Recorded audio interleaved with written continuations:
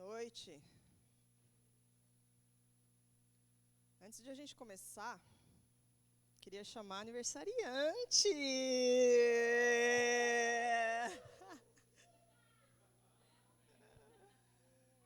A gente quer honrar a vida da Gra. Tem uma música, uma citação, música do Asaf Borba, que fala assim: quem vê de longe não sabe. Quem vê de longe não sabe. E a gente quer honrar. Porque... Ai, gente. A gente quer honrar. Vamos cantar parabéns, né? Vai lá. Parabéns.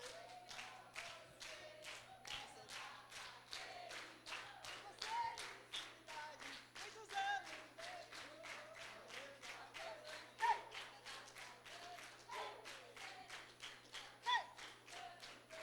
Viva Gra! Ai, gente. Só pra velhinha, vai. Vai. Aê!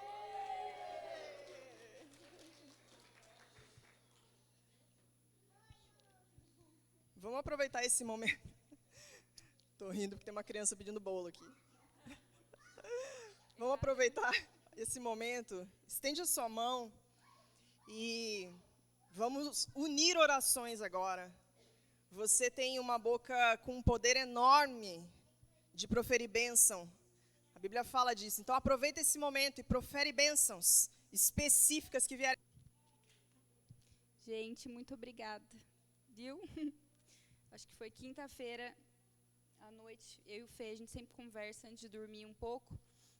E eu falei para o Fê assim, eu falei, amor, eu sou tão grato a Deus por cada pessoa da comunidade Mosaico, por cada pessoa que o Senhor tem trazido para esse lugar, sabe? Famílias fortes, pessoas com o coração, com os olhos fascinados por Jesus. E eu falei para ele, eu citando, sabe, cada pessoa que está aqui, eu citando cada uma. E a gente conversou muito sobre isso. Nós realmente, nós somos muito gratos. Vocês são uma família, um presente de Deus para nós. Amo vocês, obrigada. Amei a surpresa.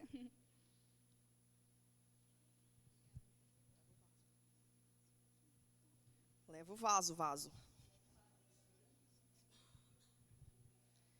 Amém. Felipe atravessou a pregação e pregou antes. Tudo que eu ia falar. Agora não vai ter mais graça. As crianças estão liberadas. Já estavam desesperadas. Ó.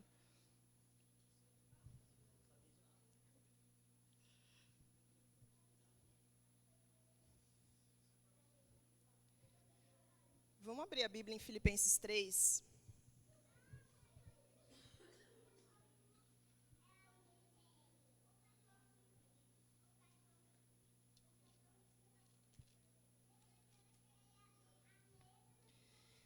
Filipenses 3, do 18 ao 21.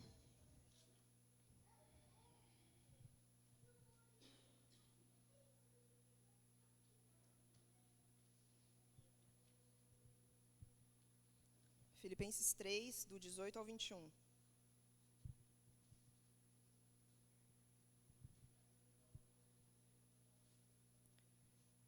Pois muitos andam entre nós, dos quais repetidas vezes eu lhes dizia, e agora digo, até chorando, que são inimigos da cruz de Cristo. O destino deles é a perdição, o Deus deles é o ventre, e a glória deles está naquilo de que deviam se envergonhar, visto que só pensam nas coisas terrenas. Pois a nossa pátria está nos céus, de onde também aguardamos o Salvador, o Senhor Jesus Cristo, o qual transformará o nosso corpo de humilhação para ser igual ao corpo de sua glória, segundo a eficácia do poder que ele tem de até subordinar a si todas as coisas. É interessante que Paulo está falando para crente, isso aqui. Está falando aos filipenses, e ele está falando, olha, eu já falei algumas vezes sobre isso com vocês, eu quero falar de novo. Muitos entre nós, são inimigos da cruz. Muitos entre nós são inimigos da cruz. E é sobre isso que a gente vai falar hoje. O que é ser amigo da cruz e o que é ser inimigo da cruz? Porque nós, crentes, podemos ser os dois. Amigos da cruz ou inimigos da cruz. E antes da gente falar o que é ser um inimigo ou um amigo da cruz, a gente precisa falar da cruz. O que é a cruz?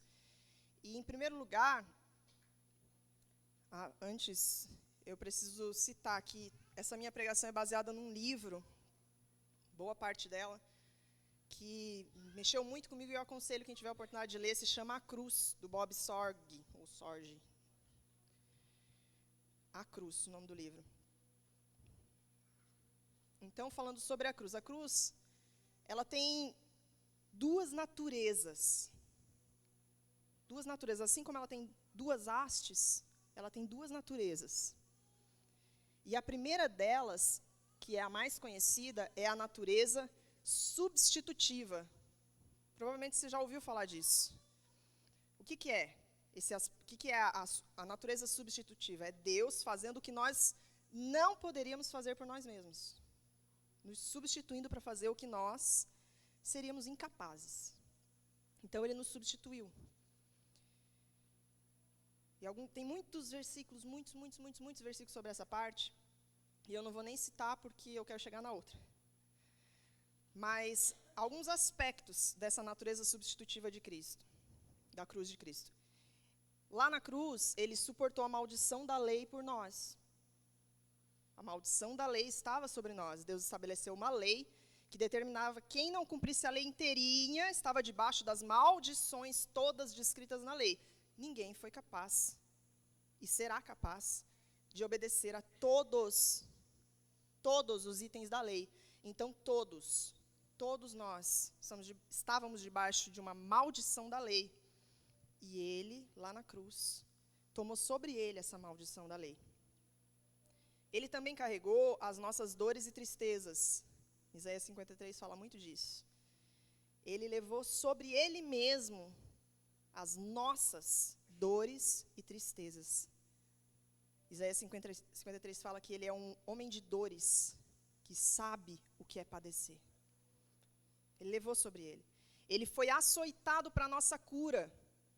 Por isso que a Bíblia diz, por suas chagas, fostes sarados. Então, aqueles machucados dele foram para sarar as nossas doenças. Ele carregou a ira justa de Deus por nós. Era justo que Deus se irasse, mas Jesus satisfez a ira lá na cruz. Ele foi condenado em nosso lugar para nos justificar. Ele absorveu solidão por nós.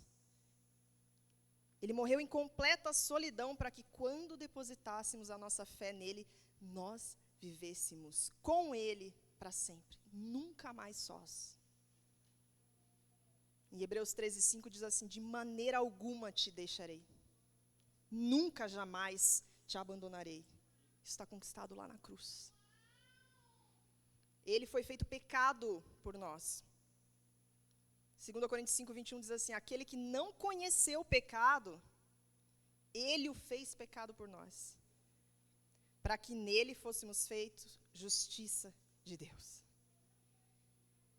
E ele nos libertou do domínio, presta atenção, do domínio das trevas.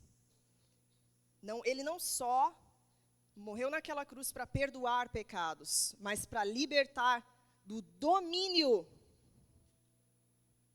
das trevas sobre nós. Então, quero ler esse versículo, é lá em Romanos 6 e 7.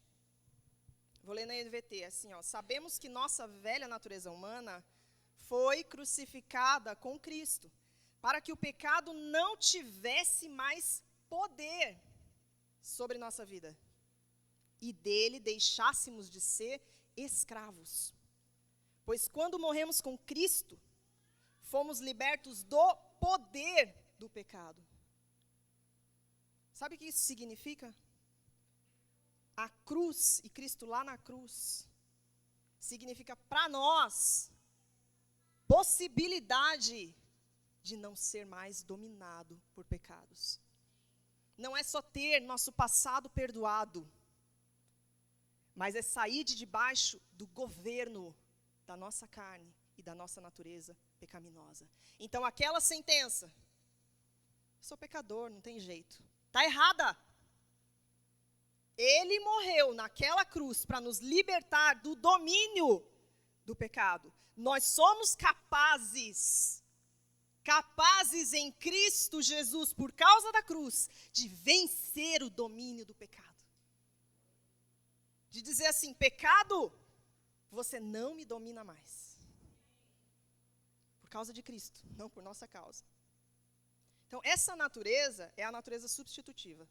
A gente podia fazer isso? Cristo fez em nosso lugar. Mas a cruz tem outra haste, que é a natureza identificacional. Que é quando a gente se identifica com Ele na cruz. Então eu queria que você agora usasse a sua imaginação e projetasse uma imagem na sua mente, que essa imagem ficasse tipo um fundo de tela do celular, que você mexe no celular e o fundo não muda. Projeta a seguinte imagem: Cristo na cruz, lá no madeiro. Atrás da cruz, você, pregado com Ele. Jesus de um lado, você do outro. Projeta essa imagem e deixa ela na sua mente até o final dessa pregação. Você se identificando com Cristo na cruz. Os pregos que atravessam as mãos de Cristo beijam os pregos que atravessam as suas mãos. Nesse nível de proximidade e identificação, na cruz, junto com Cristo. Gálatas 2:20. Eu estou crucificado com Cristo. Esse é o outro lado da cruz. É o meu lado.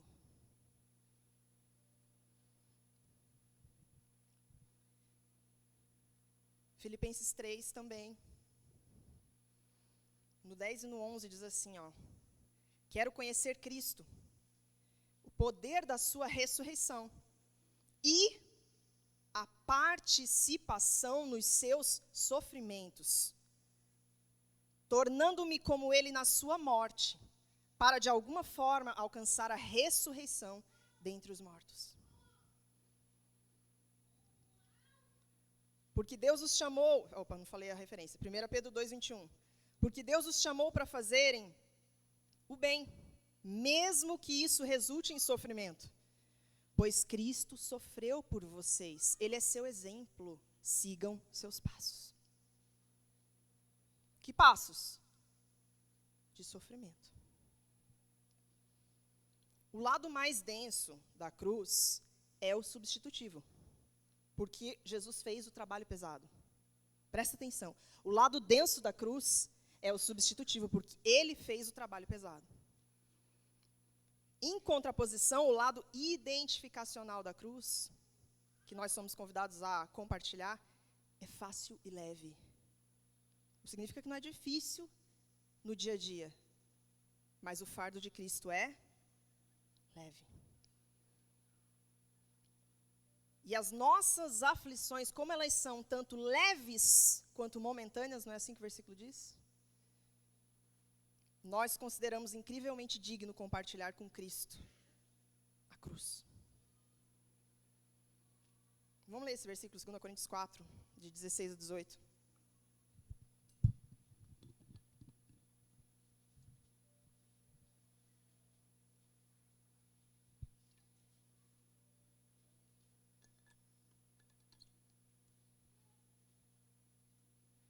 Segunda Coríntios 4, de 16 a 18. Por isso nunca desistimos, ainda que nosso exterior esteja morrendo, nosso interior está sendo renovado a cada dia. Pois estas aflições pequenas e momentâneas que agora enfrentamos produzem para nós uma glória que pesa mais que todas as angústias e durará para sempre. Portanto, não olhamos para aquilo que agora podemos ver. Em vez disso, fixamos o olhar naquilo que não se pode ver. Pois as coisas que agora vemos logo passarão, mas as que não podemos ver durarão para sempre. A contradição, que a gente encontra várias vezes na Bíblia, e às vezes eu acho que Deus faz de propósito e fica assim, você achou que era só isso? Fica imaginando Deus assim, não sabe nada, inocente. Essa contradição já nos fez perguntar, a cruz nos salva do sofrimento ou ela nos conduz até ele? A resposta, paradoxalmente, é ambos. O lado substitutivo nos salva de sofrermos consequências terríveis e eternas do pecado. E o lado identificacional nos oferece o privilégio de sofrer com Jesus na zona de guerra deste mundo.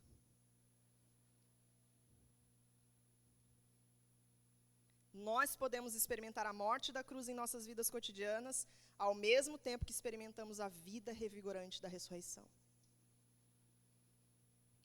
Paulo falou isso para os coríntios. Todos os dias enfrento a morte. Todos os dias enfrento a morte. Também falou assim para os coríntios, trazemos sempre no corpo o morrer de Jesus, para que a vida de Jesus também seja revelada no nosso corpo. Então vamos voltar para aquela frase dos inimigos da cruz. Inimigos de qual desses dois lados? É muito difícil você achar um inimigo do lado substitutivo da cruz. Alguém que não queira os benefícios de tudo que Cristo conquistou lá, no nosso lugar. É difícil você achar um inimigo desse lado da cruz. Agora, do outro lado, Paulo diz que muitos entre nós são inimigos. Gente, ninguém gosta de sofrimento, não me entendam mal. Mas vai fazer sentido mais lá para frente. Ninguém gosta de sofrimento. Nem Jesus. Jesus orou lá no Getsêmani para ser livre daquele momento. Não se trata de gostar de sofrer. Não se trata disso. Mas a verdade é que quando nós recuamos em compartilhar os sofrimentos de Cristo, nós nos tornamos inimigos da cruz. E isso é muito sério. Jesus não recuou. E nós também não devemos recuar. Então, não é sobre gostar de sofrer, mas sobre como se comportar nos inevitáveis sofrimentos deste mundo, porque teremos aflições. Então, quem são os inimigos da cruz? São crentes incrédulos que veem a cruz como o caminho certo só para Jesus, mas não para si. Eles são sedentos por conhecer Cristo no poder da ressurreição, mas relutantes em conhecê-lo na comunhão dos seus sofrimentos. E antes da gente falar de algumas características dos inimigos da cruz, eu quero falar de Barrabás. Barrabás foi livre da condenação. Ele estava condenado à cruz. E ele foi livre por causa de Jesus. Ele foi liberado da sentença de morte. Como é que ele saiu? Pulando de alegria, saltitante. Saltitante porque foi livre da cruz. Enquanto Jesus aceitou a cruz, calado, como ovelha muda, sem reclamar. A nossa carne é Barrabás. A nossa carne é Barrabás. Ela é inimiga da cruz. Sabe que a nossa carne, que versículo da Bíblia que a nossa carne ama? Todas as coisas me são lícitas. A carne do crente usa versículo. Todas as coisas me são lícitas. Sua carne se empolga em saber que a cruz fez você livre. Mas os amigos da cruz, eles estão mais inclinados a outro versículo. Eles crucificaram a carne com suas paixões e com concupiscências. Gálatas 5:24.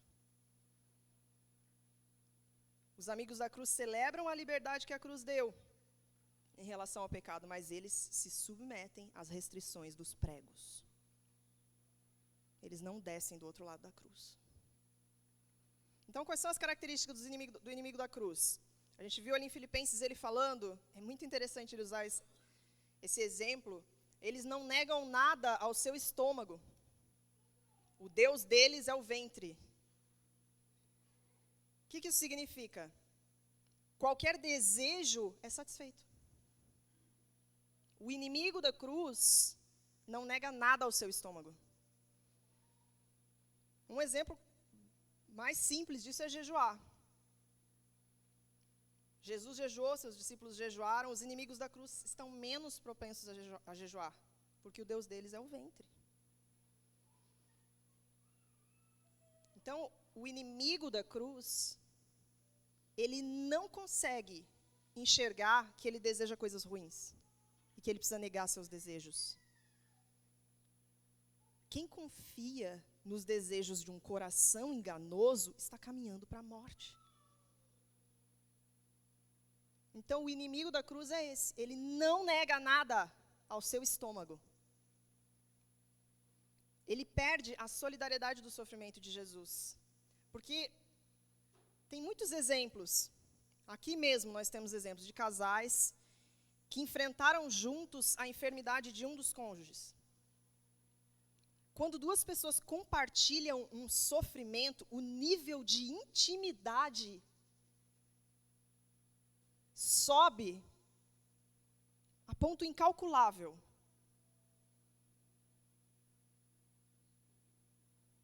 O inimigo da cruz, ele perde a noção dessa conexão que só existe no sofrimento. Ele quer evitar o sofrimento. O inimigo da cruz perde a perspectiva eterna da vida. Ele só vê vantagem nas coisas que têm recompensa temporária, passageira, aqui e agora. Ele perde a perspectiva eterna da vida. Por isso que ele faz escolhas baseadas só nas vantagens terrenas e não nas vantagens celestiais. Ele não escolhe coisas do tipo, eu vou fazer isso agora, mesmo que eu não tenha recompensa nenhuma em vida. Eu vou fazer porque tem recompensa eterna. O inimigo da cruz perde a sua herança espiritual. Isso é sério. Em Isaías 53, quando está falando de Jesus, no 12, ele fala assim, por isso eu lhe darei uma porção entre os grandes, e ele dividirá os despojos com os fortes. Jesus dividindo com os fortes. E aqui fala de gente que aceita a cruz. Tem essa força para aceitar a cruz. Então, quem é inimigo da cruz, ele perde coisas que Jesus conquistou na cruz. Ele perde essa herança. Porque ele desce da cruz. E também perde a ressurreição. Porque sem cruz não há ressurreição. E Paulo dá uma sentença muito forte. Ele fala, esses cujo Deus é o ventre, o fim deles é a perdição. Isso é muito sério. O que o diabo quer de nós? No fim das contas, o que o diabo quer de nós? Gente, o diabo, para ele, tanto faz como tanto fez, você ter um emprego, você ter uma família. O que ele quer de você é o pecado. Porque é a porta aberta para ele. O que ele quer, e ele faz um monte de coisas acontecerem para isso, é que você peque. Ele quer isso. Ele quer que você peque. Por quê? Ele tem que pedir autorização para Deus para tocar no justo. Ele tem que comparecer diante do tribunal e pedir autorização de Deus para tocar no justo. Quando a gente vive pecando deliberadamente, nós estamos dando autorização a Satanás. Ele só trabalha com pecado. É por isso que a gente fecha a brecha rápido. Então, o que o diabo quer de nós? Pecado. Isso significa que, apesar de ainda pecarmos, o pecado deve ser um acidente no nosso percurso. Um acidente que nós imediatamente nos propomos a consertar. Sem demora, custe o que custar. Então, a diferença é que o pecado não pode mais nos dominar. Nós erramos, mas o pecado não pode mais nos dominar. E, gente, olha como que isso está escrito em 1 João 3, do 6 ao 10. Vou ler na revista atualizada.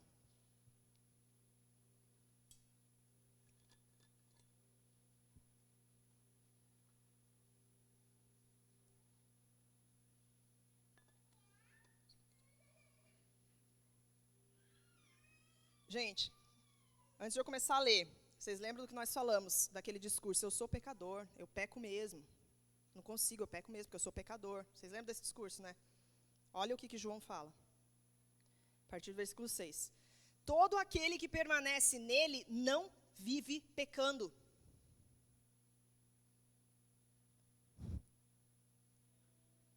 Todo aquele que vive pecando não o viu, nem o conheceu.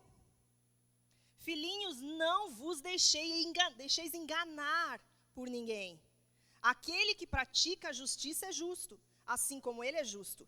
Aquele que pratica o pecado procede do diabo, porque o diabo vive pecando desde o princípio. Para isto se manifestou o Filho de Deus, a cruz, para destruir as obras do diabo.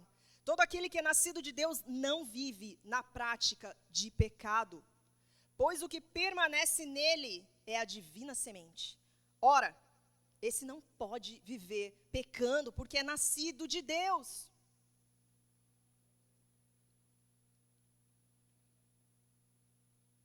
O que o diabo quer? Que eu aceite a sentença. Sou pecador. Sou pecador, eu vivo pecando mesmo. É isso aí, não dá. Isso é menosprezar um preço muito caro que foi pago para me tirar do domínio do pecado. O que o diabo quer? Carnalidade. A verdade é que a gente busca desculpa para avalizar o fato de que nós somos muito carnais. Nossa carne ainda prevalece muito sobre o espírito. Foi isso que Paulo falou para os coríntios. Irmãos, eu não pude falar a vocês como a espirituais, mas como a carnais. Como a crianças em Cristo. E por que ele chama os coríntios de criança? Ele explica em seguida. Que é 1 Coríntios 3, de 1 a 3. Dei a vocês leite, não alimento sólido, pois não estavam em condições de recebê-lo. Tampouco agora estão, porque ainda são carnais. Pois, visto que há, o quê? Inveja. Desavença entre vocês. Não é certo que são carnais? E estão agindo meramente com critérios humanos?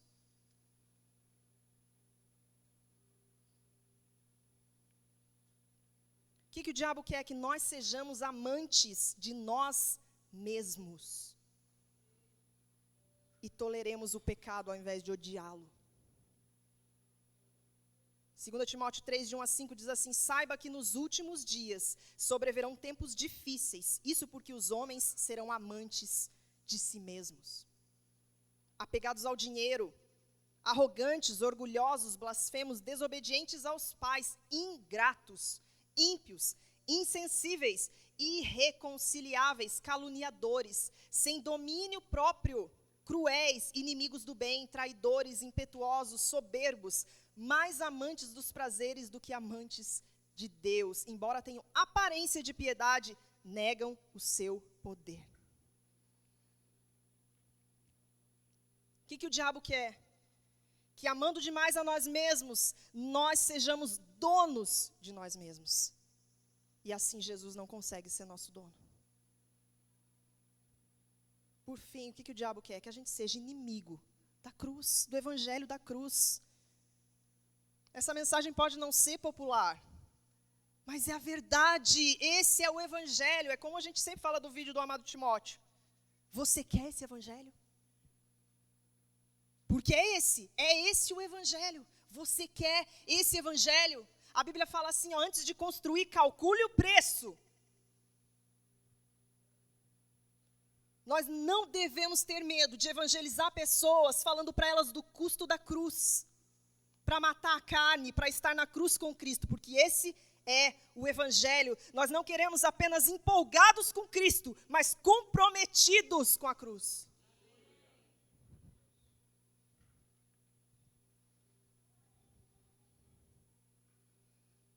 E o que Deus quer de nós? A gente falou do que o diabo quer. O que Deus quer de nós?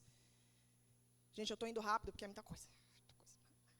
1 Tessalonicenses 4:3 fala assim: pois esta é a vontade de Deus. 2 pontos.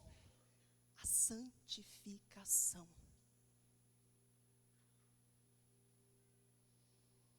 1 Coríntios 1:12. Paulo, chamado pela vontade de Deus para ser apóstolo de Cristo Jesus, e o irmão Sóstenes, a igreja de Deus que está em Corinto, aos santificados em Cristo Jesus, chamados para ser santos. 1 Tessalonicenses 4, 7, 8. Porque Deus não nos chamou para a impureza, mas para a santidade. Portanto, aquele que rejeita estas coisas não está rejeitando o homem, mas a Deus que dá a vocês o seu Espírito Santo. Por que Deus nos chamou para a santidade? Porque Ele é santo. E desde o início o plano sempre foi nós a semelhança, imagem e semelhança dele. Nós, imagem e semelhança dele. É por isso que ele diz: sede santos, porque eu sou. O que significa cristão? Pequeno Cristo. Ser igual a Cristo. Nós precisamos voltar a valorizar o caráter de Cristo em nós.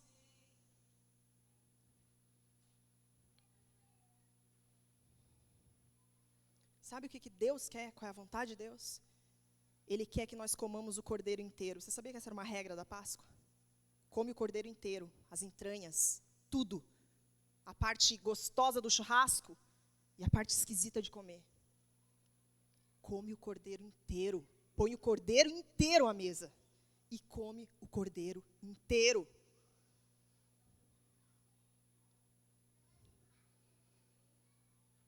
Sabe o que Deus quer de nós? Ele quer que nós percamos a nossa vida. E a percamos para Ele. Ele quer que nós entreguemos o domínio. O propósito do Evangelho não é nos ajudar a recuperar nossas vidas. Se pegarmos nossa vida de volta, bagunçaremos tudo outra vez. O propósito do Evangelho da Cruz é nos ajudar a entregar as nossas vidas até o martírio, se for necessário. Com que intensidade Deus quer que eu lute contra o pecado? Com que intensidade? Vamos ler. Hebreus 12, versículo 4.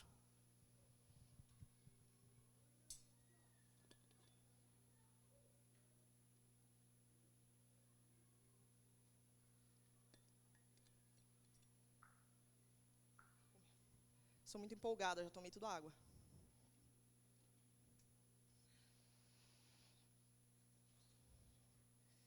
Hebreus 12, versículo 4. Com que intensidade Ele quer que lutemos para ser santos? Hebreus 12, 4. Na luta contra o pecado, vocês ainda não resistiram a ponto de derramar o próprio sangue. Na luta contra o pecado, vocês ainda não resistiram a ponto de derramar o próprio sangue. Olha essa intensidade. Ele está falando de uma luta específica. É uma luta contra o pecado. Com que intensidade? Com que intensidade? Até derramar sangue.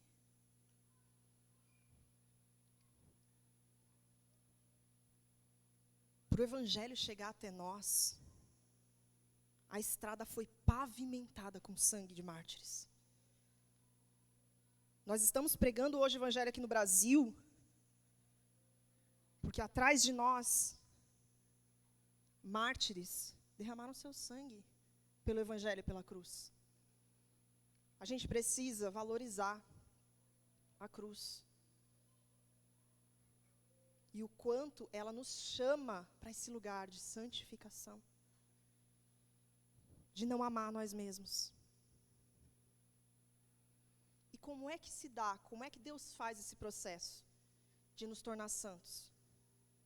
Hebreus 5:8 diz assim: embora fosse filho, ele aprendeu a obediência por meio daquilo que sofreu.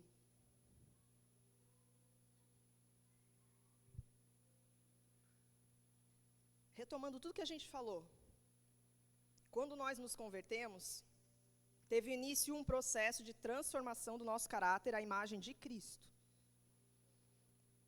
Nós já vimos que Deus deseja isso, transformar-nos de dentro para fora. Para isso, Ele nos conduz à cruz, para compartilharmos do sofrimento de Cristo.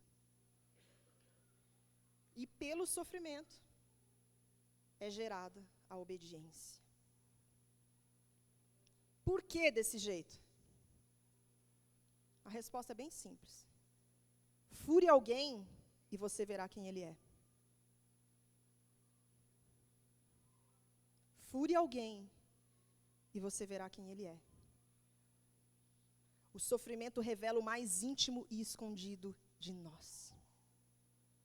É por isso que nosso comportamento, quando as coisas vão mal, são uma boa análise de quem nós de verdade somos.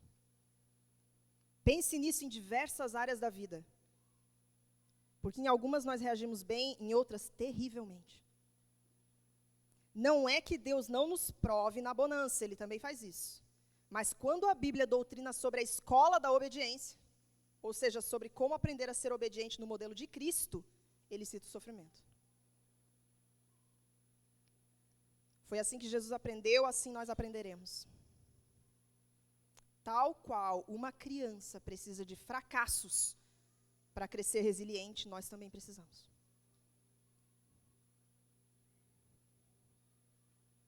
Como é que Cristo reagiu à cruz? Ele que é nosso modelo. O livro que eu falei, ele foca bastante nas frases que Cristo disse, quando já crucificado. Ele começou falando, Pai, perdoa-lhes, porque não sabe o que fazem.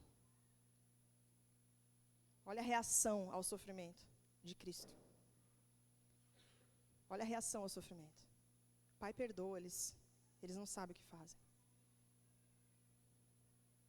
Enquanto a gente está esperneando, gritando, achando culpa em todo mundo. Jesus, perdoa-lhes, eles não sabem o que fazem. E Jesus era inocente. Outra coisa, compaixão. Ele lá na cruz, morrendo daquele jeito, ele olhou para a mãe dele, para João, e falou, João, eis aí a sua mãe. Maria, eis aí o seu filho. Ele conseguiu ter compaixão de alguém no ápice do sofrimento dele. No ápice do sofrimento dele.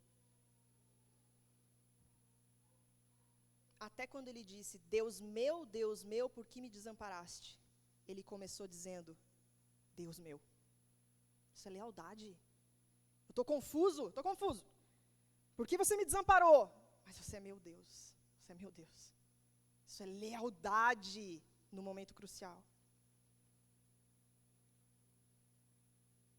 Tem outras coisas, mas no final ele diz assim, Pai, nas tuas mãos entrego o meu espírito. Rendição. Entrega. Então, o que a cruz é capaz de gerar em nós? Quebrantamento. Que não é chorar, descabelar. Isso são reações externas que podem ter ligação a um coração quebrantado ou não. E, gente, no Strong, quando você vai na raiz da palavra quebrantamento, sabe o que é? Quebrado. Quebrar, arrombar, derrubar, destroçar, destruir, esmagar, extinguir. Você quer esse evangelho?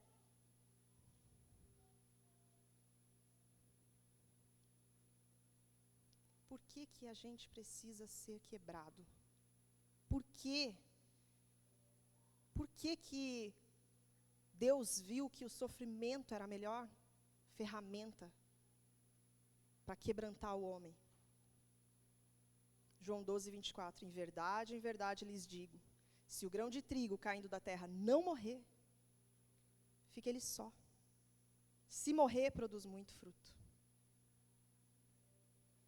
O Otmani, num livro muito antigo, se chama A Liberação do Espírito, ele fala assim, ó, a vida está no grão de trigo, mas há uma casca.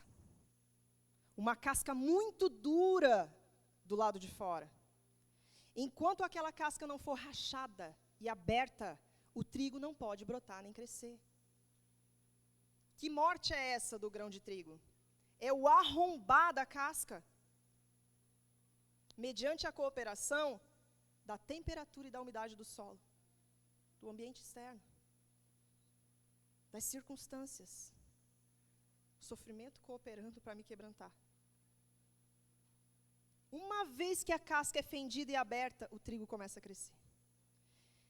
Então a questão aqui não é se há vida do lado de dentro, mas sim se a casca externa foi rachada.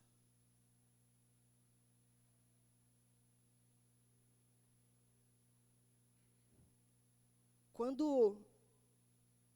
existe uma coisa muito dura, um compartimento muito fechado, um menor buraquinho faz a luz atravessar. Um menor buraquinho faz a luz atravessar.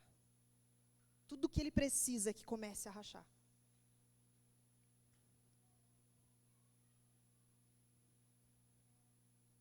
O amigo da cruz, ele aceita ser quebrado. Ele entende que precisa, porque só há um bom, e não sou eu. O amigo da cruz, ele entende que ele precisa da cruz. Ele não se coloca numa posição de eu consigo. Não. Ele fala, eu preciso da cruz para me rachar. Para rachar essa casca dura que eu fui formando durante toda a minha vida. Eu nasci assim, eu sou assim. Nada disso.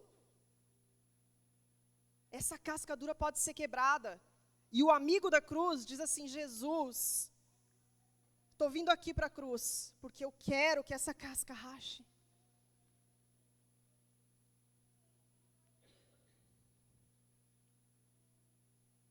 O problema é a gente não reconhecer isso. E a gente chegar num lugar que a gente diz que não tem necessidade de ser mais quebrado. Nessa área a gente para de frutificar, é simples assim. A vida não vai sair, nós precisamos de rachaduras na casca dura. E essa casca dura só vai terminar de ser trabalhada quando ele vier ou na nossa morte.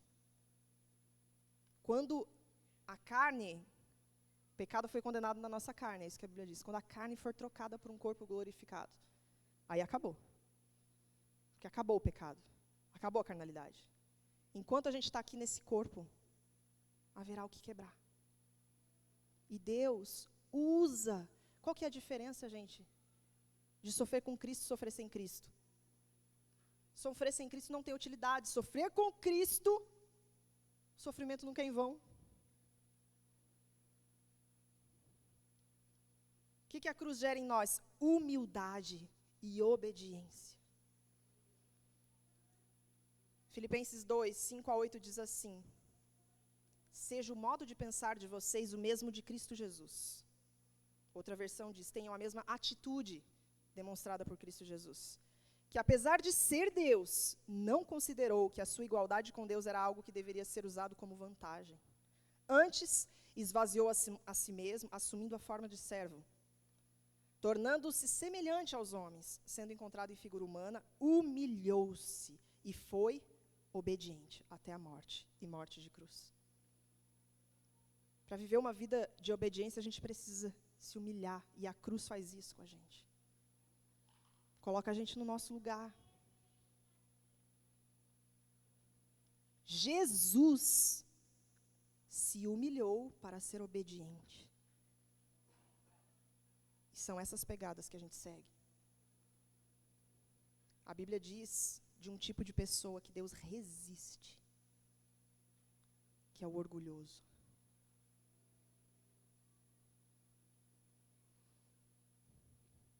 Tem uma musiquinha infantil que fala de Nabucodonosor. Gente, Nabucodonosor, ele construiu praticamente a Babilônia. Só que ele achava que ele era tão incrível quanto a cidade que ele construiu. A música diz assim, Nabucodonosor falando, Babilônia, vejam o que eu construí. Impressiona. Tudo isso que eu fiz. Babilônia, até o céu eu chegarei, a maior cidade com o maior rei. Aí o coro. Não, ainda não era o coro, a outra parte. Orgulhoso era Nabucodonosor, e um sonho, outra vez, Deus enviou. Uma árvore que chegava até o céu foi cortada, e o toco só ficou. Nabuco se achava o cara, ficou louco. Nabuco, o maior rei, ficou maluco. Nabuco, você não é tão grande assim. Aprende enquanto come capim.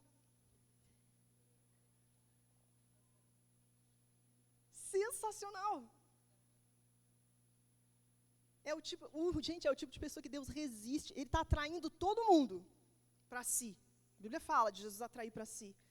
Mas o orgulhoso, ele resiste.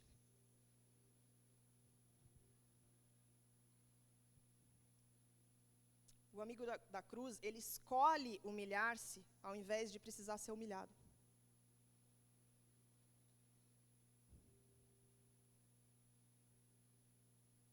Outra coisa que a cruz produz em nós é perseverança, caráter aprovado e esperança. Lembra desse versículo? Romanos 5, 3 e 4 diz assim, não só isso, mas também nos gloriamos nas tribulações, porque sabemos que a tribulação produz perseverança. A perseverança, um caráter aprovado, e o caráter aprovado, esperança. Outra coisa que a cruz produz é uma vida de oração fortalecida. Nada é mais intenso que uma oração desesperada. Não é? O sofrimento tem um potencial incrível de despertar intimidade. Outra coisa, o sofrimento desperta criatividade. Leia os Salmos. Que composições no meio do sofrimento. Os hinos que a gente cantava muito antes, quando você vai ver a história por trás, quantos foram escritos em meio a terríveis sofrimentos. Sofrimento com Cristo libera criatividade. Salmo 1 fala que a gente não precisa ser infértil nas estações ruins, se a gente estiver plantado junto às águas. Até na estação ruim é possível ser criativo e frutificar. Entender o bom sofrimento torna-nos, portanto, amigos da cruz. Sabe o que John Wesley dizia aos pastores dele? Sempre esteja pronto para orar, sempre esteja pronto para pregar e sempre esteja pronto para morrer. E na prática, gente, que morte que é essa? É a morte que está lá em Lucas 9, diz assim, Jesus dizia a todos, se alguém quiser vir após mim, negue-se a si mesmo, tome diariamente a sua cruz e siga-me. Negar o eu diariamente. Por quê? Porque o meu ego quer o que não deve.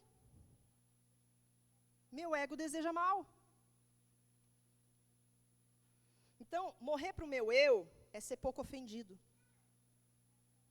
Morrer para o meu eu é amar os inimigos e orar por eles. Morrer para o meu eu é abrir mão de argumentos e aceitar perder discussões. Morrer para o meu eu é assassinar pensamentos ruins. Morrer para o meu eu é não me guiar por sentimentos.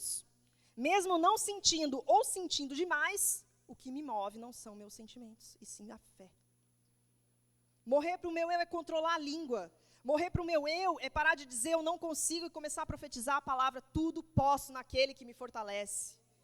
Morrer para o meu eu é priorizar o outro em casa, no trabalho, na igreja. Morrer para o meu eu é orar, ler a Bíblia, jejuar diligentemente mesmo nos dias em que a vontade não vem.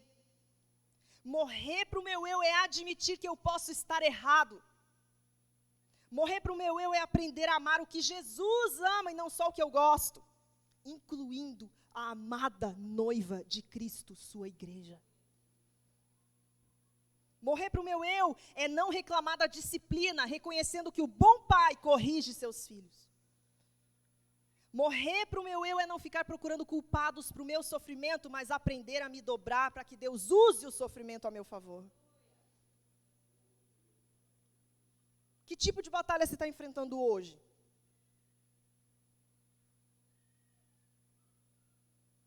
O que Jesus pode usar? O que Jesus pode usar dentro do que você está passando, desses sofrimentos todos? Não deixe o sofrimento passar inútil. Fala, Jesus, me leva para um novo lugar de obediência. Está tudo dando errado, então aproveita. Estou aqui, Deus, estou aqui. Aproveita, está dando tudo errado, estou aqui. Trabalha em mim. Trabalha em mim. Se o sofrimento aparecer no seu caminho, prove-se um bom filho.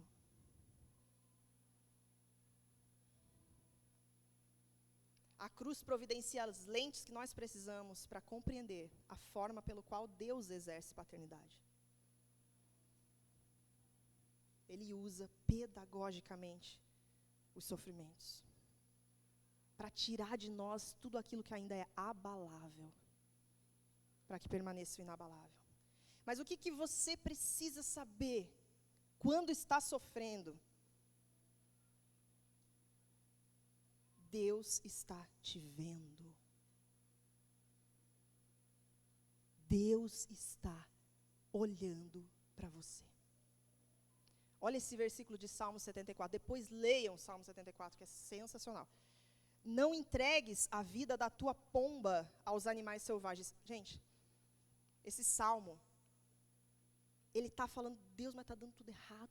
O ímpio prospera, todo mundo prospera, eu não.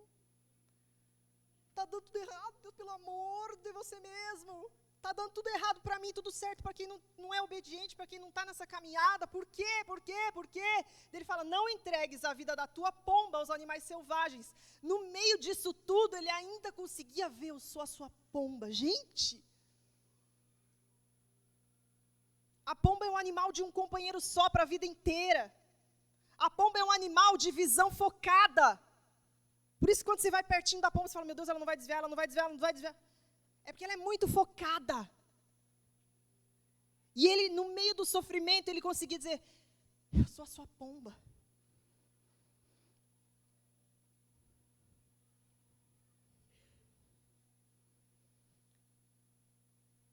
Eu quero que você ouça isso que eu vou ler. Sofrer com Cristo é uma porta de entrada para os mais altos montes do reino. Você é descartado, desamparado, abatido e abandonado, mas ainda assim você se sente mais perto de Deus do que nunca.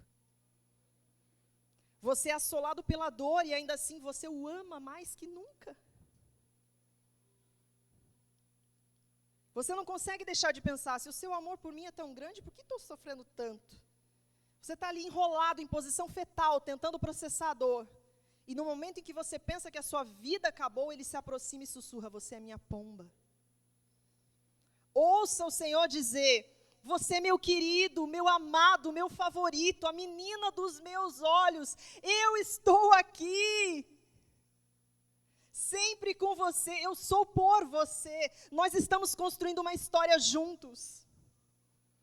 Vamos ter refeições juntos. Vamos compartilhar manhãs, tardes e noites juntos. Vamos estar com as pessoas juntos. Vamos viver juntos. Você é meu querido.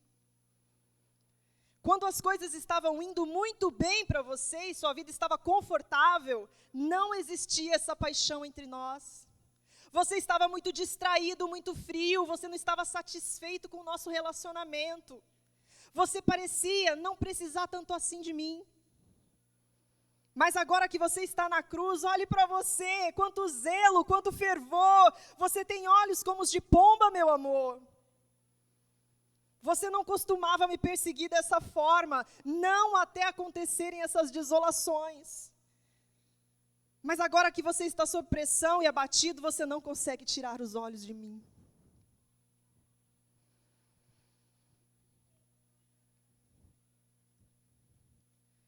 John Stott, ele fala, para quando nós estivermos no meio do sofrimento, e a gente se deparar com o ponto de interrogação, por quê?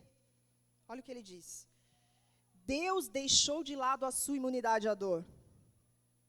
Ele entrou em nosso mundo de carne e sangue, lágrimas e morte. Ele sofreu por nós. Nossos sofrimentos tornam-se mais manejáveis à luz dos sofrimentos dele. Ainda há um ponto de interrogação contra o sofrimento humano, mas em cima dele podemos estampar outra marca, a cruz, que simboliza o sofrimento divino.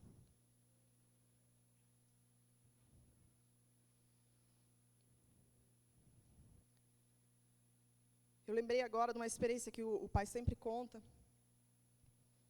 de um momento, acho que foi no câncer, bem lá atrás, muitos anos atrás, que ele estava sentindo muita dor. Muita hemorragia, muitas coisas, ele estava sentindo muita dor. E queimando de febre. E aí acho que a mãe falou para ele, vai tomar banho. Foi isso, acho, né? Vai tomar banho. Aí ele foi. Daí ele entrou no banho, disse que a água batia e levantava aquele vaporzinho de tão quente que estava da febre. Aí ele teve uma visão de Jesus ali com ele, sentindo as mesmas dores junto com ele. Sabe o que é isso? Jesus de um lado da cruz e eu do outro. Não tem dor nenhuma que nós possamos sentir que ele não sinta. Ele veio para esse mundo para saber o que é dor. Então hoje ele é chamado de homem de dores que sabe o que é padecer. Quando eu sofro na cruz, ele sente. Ele sabe.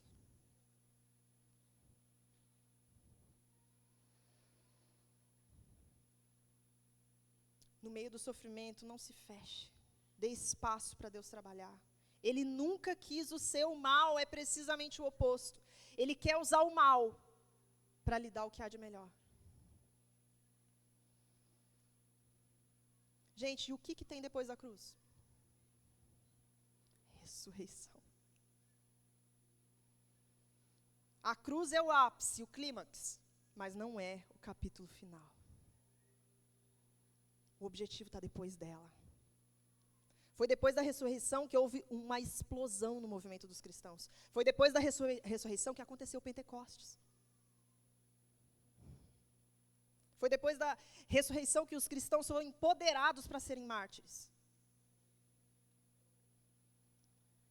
Olha o que Paulo fala, que vem depois da tristeza do arrependimento, em 2 Coríntios 7, 9 a 11. Agora, porém, me alegro, não porque vocês foram entristecidos, mas porque a tristeza de vocês os levou ao arrependimento. Pois vocês se entristeceram como Deus desejava, e de forma alguma foram prejudicados por nossa causa. A tristeza, segundo Deus, produz arrependimento para salvação, não remorso. A tristeza do mundo, porém, produz morte. Vejam o que esta tristeza, segundo Deus, produziu em vocês. Que dedicação! Que desejo de provar a inocência, que indignação, que temor, que saudade, que zelo, que desejo de ver a justiça. Ressurreição. Depois do leve e momentâneo sofrimento, ressurreição. Que zelo, que temor. Isso está depois da cruz. O que aconteceu com Cristo? No mesmo Filipenses que a gente leu. Seja o mesmo modo de pensar de vocês o de Cristo, que apesar de ser Deus, não considerou que a sua igualdade com Deus era algo que deveria ser usado como vantagem.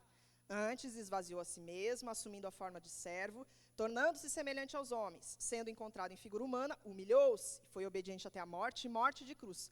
Por isso, Deus o exaltou a mais alta posição, e lhe deu o nome que está acima de todo nome, para que ao nome de Jesus todo joelho se dobre nos céus, na terra e debaixo da terra, e toda língua confesse que Jesus Cristo é o Senhor, para a glória de Deus Pai. Depois da cruz, depois da morte há fruto, porque o grão de trigo que morre dá fruto. E gente, Deus prefere a ressurreição. Olha esse versículo. Romanos 8:34 diz assim: quem os condenará? Foi Cristo Jesus que morreu e mais, que ressuscitou. Ele está elevando a ressurreição. Sabe o que isso nos ensina? Deus deseja a sua ressurreição mais do que o seu esmagamento. Ele quer nos levantar. O propósito divino com a cruz é que haja ressurreição. Deus derrama propósitos divinos nas tragédias da vida e redime aquilo que o inimigo pretendia para o mal. de forma que quando a história chega ao fim, o inimigo se arrepende da decisão que teve sobre você. É Jó. Deus quer nos levantar dos poços de adversidade. Ele não quer que a gente morra lá.